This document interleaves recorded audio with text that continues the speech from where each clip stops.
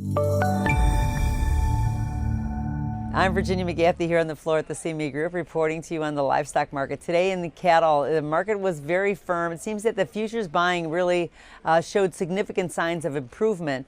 Plus, there's like the technical resistance numbers are actually starting to move up, but we are still in a channel and it's creeping really to the upper side of that channel, but still moving directly sideways.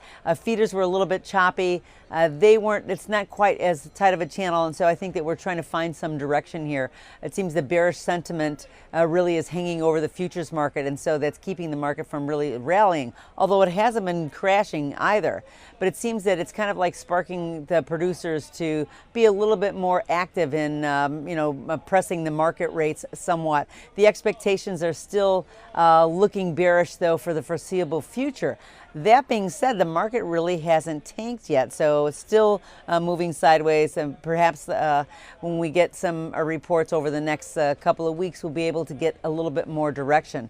Now, as far as hogs go, it did rise somewhat. The values are improving as the chain speed falls below last week. So what that means is that the production hasn't really been moving as fast as we normally would, and slaughter would be on the increase.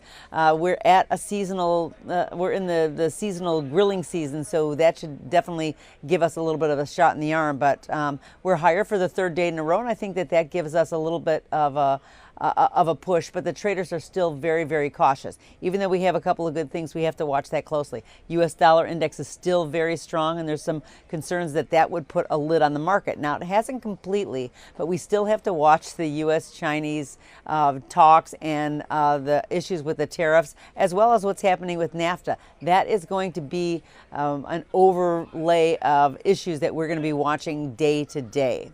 But that's all from the floor at the CME Group here in Chicago. I'm Virginia McGathey.